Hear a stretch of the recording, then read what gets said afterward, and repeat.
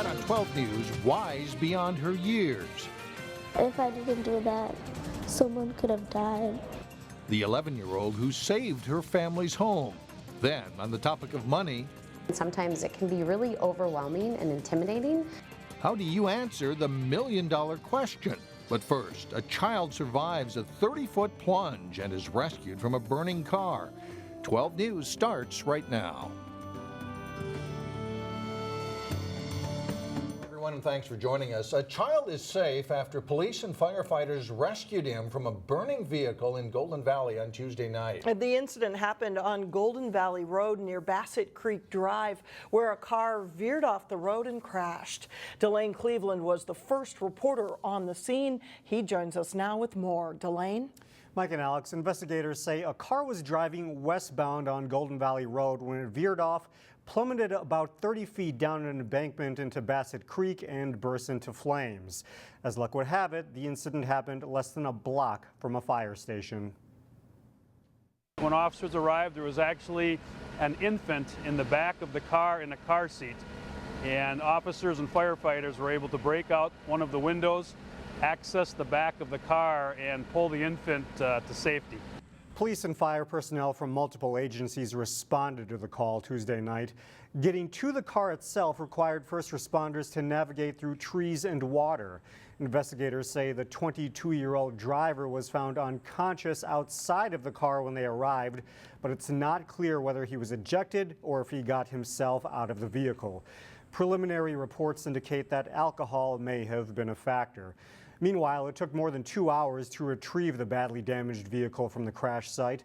Despite the condition of the car, police say they're thankful that things didn't turn out worse. It's another example of what these officers and firefighters do every day out here. And thankfully, in this instance, we've got an infant child that's alive because of their actions. Golden Valley police say that as of this afternoon, the driver of the vehicle was still in the hospital in critical condition. No word yet on whether any charges are forthcoming. As for the 23-month-old child, he was transported to the hospital with non-life-threatening injuries. Mike? All right, Delane, thank you. An election complaint filed against a Brooklyn Park City Council candidate has been dismissed. An administrative law judge found no probable cause that West District candidate Susan Pav violated state campaign finance laws. Former West District Council member Dean Hang accused Pav of breaking charitable contribution rules as well as providing free pizza to voters on National Night Out. After hearing from both sides in the case, Judge James Mortensen found no reasonable ground to suspect that Pa committed the alleged violations. Pa also released a statement on the judge's decision, and you'll be able to see that on our website, 12.tv. Creative collaboration. Brooklyn Center police officers and the staff at Earl Brown Elementary are teaming up to build better community relationships. Reporter Sonia Goen shows us what they're doing. Recess is the highlight of the day for many grade schoolers. Students at Earl Brown Elementary have good reasons to turn flips. I think you guys got me both beat. I don't think I can do a cartwheel. 2 Brooklyn Center police officers are joining them on the playground. You really want to go on the monkey bars? Officer Steve Holt. Do you want to get on the swing now? And Cody Turner. Can I slow you down? Don't have any children of their own. But on this day, you might say they've got a couple hundred. So great are you guys in? Every Tuesday, several Brooklyn Center police officers take a break from crime fighting to be out here with the children. It's really fun to play with them because they have fun games that we can play. All right, let's find a way to get up there. The goal is to build better relationships between police How far back you want to go? and young people in an environment where everyone feels comfortable. It makes me feel really good that they're secure enough to come up and talk and want to interact with us and kind of get to know us. Do you use this to get them out of jail? It's for the handcuffs. School administrators say the unique bonding experience is working. You okay? Oh, it's been very positive. Students are excited about being able to play with adults and just hang out with them. The children show their appreciation by drawing pictures for police. Officers say they are also grateful for the opportunity. It's to let them know that, we are invested in the community that we ultimately serve and protect. You want a little push? In Brooklyn Center, Sonia Goins, 12 News. Come back here and... The playground program started this school year, and it worked out as Earl Brown Elementary was in need of extra supervision during recess, and police wanted to expand its community outreach. Today, Brooklyn Park firefighters honored an 11-year-old girl for helping to save her family's home. Ruth Nyberry sprung into action when she saw a fire in the kitchen. Cooking oil in the oven had caught fire. Ruth helped evacuate her younger siblings and called 911. By the time firefighters arrived, Ruth had already put the fire out with a fire extinguisher. Sometimes when I do stuff, I don't get recognized for it. So then I feel like, oh, I didn't do anything. So then when they said that I did something, I was proud of myself. She reported who she was, where she was, and what the problem was, exactly what we teach in fire prevention. And then she made sure her family got out of the house. Then she used the dry chemical extinguisher and put the fire out. And that's an impressive for an adult to do, let alone an 11-year-old. At the time of the fire, Ruth was with her grandmother, who spoke limited English. Firefighters believe Ruth's actions helped save the family's kitchen, if not the house. Well, if you follow baseball, the Major League playoffs are front and center. And closer to home at ball fields in Crystal, an effort is underway to rebuild for next season. It's a fine facility back in its day, but it's in need of a little TLC. You could call it a major league effort to rebuild the fields at Crystal's Bassett Creek Park. Renovations are going to be huge, and it's a boom to us. We live on a tight budget. TC Bear cruising by on a Toro is one cue. This isn't any old city project to update the 35-year-old infrastructure on these well-used baseball and softball fields. We want everyone to have a great playing experience. Our grounds crew is here today, Toro Sports Turf managers are here today, and they're ready to take as much care of this field as they do at Target Field every day. Around 80 volunteers from the Twins, the Toro Company and Crystal, are doing the heavy lifting and teaming up to restore the infields, rebuild the pitching and catching mounds, and to put in a bullpen. The Twins and the Toro Company donated $20,000 total to Crystal's Park Board as part of the 7th annual Twins Toro Field Rebuild. We've done fields in Minneapolis, we've done fields in St. Paul, and we look at different parts of the city to give back. And Crystal was brought to our attention that they had a baseball field that was highly used at all levels and a softball field that needed renovated, and it was just the perfect project for us. While the fields will be completed within hours and well before the snow flies, the next pitch flying from these mounds will have to wait until spring. Yeah, we'll keep the players off till next spring, but they're all itching to come out here and use our new facilities. The Bassett Creek playfields are used by both adult and youth baseball and softball leagues. Still ahead, the $1 million question. Yeah, helping people overcome their financial fears next. Then later in sports, highlights from 2 local volleyball teams that are having great seasons. But first, sunshine and cool fall weather on Thursday.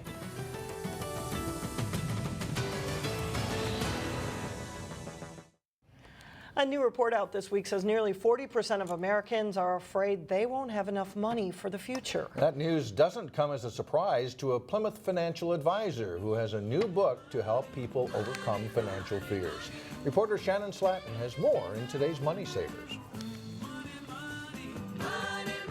For most people, it's how much do I need to retire? Or can I retire tomorrow? Financial advisor Nicole Middendorf has a new book called The $1 Million Question. For some people, it's, how do I help my kids with money? Or do I need a will? Everyone has a different $1 million question. From reaching retirement to teaching kids about money, I want to start that conversation so that people are talking about it. Middendorf says everyone has a financial question and many are afraid to ask it. There's so many various questions when it comes to money, and sometimes it can be really overwhelming and intimidating. And so the whole point that I wrote this was to really help people with whatever their $1 million question is that it's not intimidating, that you can get money and you can get where you want to go. She says anyone can achieve their financial goals if they start asking questions and creating a plan to achieve them. If you make it difficult, yes, it can be, but it's really figuring out, okay, what's important to you and taking it one step at a time. In Plymouth, Shannon Slatton, 12 News. You can find Middendorf's book on Amazon or on her website, NicoleMiddendorf.com. Coming up, college students from Africa and Asia visit Plymouth to learn about city government. But first, rivals Breck and Blake meet in girls tennis with a trip to the state on the line. John Jacobson has the highlights coming up next. Well, this looked like a pretty good tennis matchup, and there was a lot at stake, too. Second meeting of the season, and this time a spot at the state tournament on the line. Yes, Breck and Blake have a good rivalry in a lot of sports. They are two of the top programs in Class A girls tennis, but only one could advance on to the state tournament. Mustangs and the Bears meeting for the Section 4A championship. Number one singles, Blake's Libby Rickman in the far court. Breck's Paige Alawu. A good job to get to that ball. Rickman, though, will put it away on the way to a 6-love, 6-2 win for Blake. Four singles, Blake's Sonia Bagg in the near court against Alice Hogan. Bagg with the forehand of the quarter and goes back to the same corner here for a point. And Blake goes on to sweep the singles matches. Doubles play, Breck's Grace Zumwinkle and Lauren Kozakowski are defending state champions. They roll in their first set against Sophie Scalarud and Abby Nelson in the number one doubles match. Kozakowski's volley leading to a 6-love win for the Mustangs duo. Same match, the second set much tougher. Blake, Scalarud, and Nelson get out to a big lead before Breck rallies for a 7-6 win. Third doubles play, Breck's Addie Harden and Lily Russick in the near court win this point, but they fall 6-3, 7-6. Blake wins the match 5-2 and against the Bears, advancing on to state. The Osseo volleyball team is having an outstanding season. The Orioles took aim at their 15th win of the season as they played at Irondale. The Knights lead early in set one, but Osseo responds. Ellie Hoyt with the back set to Christina Bowe for the big hit and a 9-7 Orioles lead. And they pull away later in the set. Hoyt back to Kate Achenbach for the cross-court hit for a kill. Orioles win the first set 25-13. Second set, and Osseo jumps out to a huge lead. They go left side here to Kelsey Seelock. She delivers the well-placed hit. Deep middle for a 21-6 lead. The Orioles win 25-11. And Osseo keeps the pressure on in the third set. Hoyt gets it to Anna Furman, who drives it through the block. Orioles grab a 13-6 lead. Hoyt delivers an ace serve as Osseo improves to 15-2 on the season with a 25-13, 25-11, 25-13 win over Irondale. Heritage Christian Academy is ranked 4th in Class A volleyball again this week. The Eagles have a veteran team, and they hosted West Lutheran in a conference match on Tuesday night. The Warriors, on your right in the first set, get off to a good start. Samantha Paul gets up for the block at the net. West Lutheran goes up 7-5. They later lead 11-10. But then Heritage goes on the scoring run. Bella Lean with a block of her own. Eagles up 14-11. Lean serves up an ace late in the set. Heritage takes the first one 25-14. Good match for the senior middle header from Heritage. Second set, it's Maddie Torvey serving up an ace of her own, and Heritage jumps out to an 8-0 lead. Later in the second set, Hannah Halata passing it to Torvey, who dumps the ball over for a point. Heritage wins 25-10. They go up 2-0. Sarah Suits serving in set 3 for the Eagles. Margaret Wetterstrom tips the overpass for a point. The Eagles sweep the Warriors, getting one win closer to a possible MCAA Conference Championship. Good discipline here. Suits We're going for, like you said, a conference championship this year. We've never had one, and so, we really get excited when we, get out on the court and it's a conference game. And so, getting out here playing West, it's one of our last conference games, so it was huge getting out here and getting the win against them tonight. So. The section soccer playoffs started Tuesday for a few local schools in Class A. In the Section A 6A boys tournament, Providence Academy lost to Mound West Tonka 3-0. Meanwhile, Heritage Christian Academy, the number 12 seed, upset 5th seed Becker in a shootout. The Eagles will play at Southwest Christian on Thursday. In Section 6A girls tournament play, Providence lost to Becker 4-1. Total of 24 local girls and boys teams in various Class A and AA sections play their first Postseason matches on Thursday. Playoff time in soccer. Yes. All right. Thanks, John. In Local Vote 2016, we are hearing from candidates running for Crystal City Council. Today, statements from two candidates who both have council experience. John Budziszewski is a former council member who was elected in 2010, then lost 2 years ago. Casey Peak is the incumbent in Ward 3, seeking his second term. Hi, I'm John Budziszewski, and I'm running for Crystal City Council representing Ward 3. As a labor-endorsed DFL candidate in this race, there are two things you need to know about me. I support light rail, and if elected, I'll call for a vote supporting light rail in our community. As a former city council member, I've worked hard on your behalf. Now the current mayor and council are proposing tax increases for next year and beyond. You need a change. Now is the time for change. Please vote for me and for your future. Please vote John Budziszewski for Crystal City Council. For more information, please follow me on Twitter at BudziszewskiJM. Thank you. Hello, my name is Casey Peak. I currently represent Ward 3, where my family and I have been living for 14 years. 4 years ago, I came and asked for your support in my bid to represent you and your neighbors. I sought to keep our small town feel and espouse my love for freedom. My desires have not changed. I feel strongly about property rights and have shown this in my efforts to form the City Code Task Force, empowered with making Crystal laws easier to understand and eliminating unnecessary laws. I truly believe that as a community, we have personal responsibility for those around us, but not all of us know how to become involved. I'm currently working on a project to make that easier. I am here today asking for your continued support in my efforts to strengthen community ties.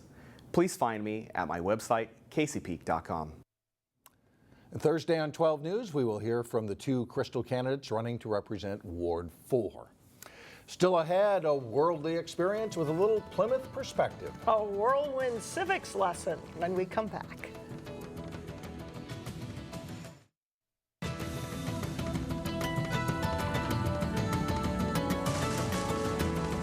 And finally, the city of Plymouth is playing host to several international college students. The group is learning how the city operates, and today they went on a tour at the police department. If somebody breaks into a business and they force their way in, he's trained to go find them. What he'll do is... Officer Bill Dane introduced his canine partner Odie to the four students. The Minnesota State University Mankato students are regional urban planning majors, and the students say they really enjoyed the tour. So awesome. I'm really impressed. The dog and the officer in charge, they are like a partner. And the students attended a Plymouth City Council meeting on Tuesday night as they get a first-hand lesson in American government. They said it was good to see the concepts that they learn in the classroom applied in real life. That'll do it. That's the news for now. Thanks so much for joining us, everyone. We will see you back here again on Thursday, starting at 4 o'clock.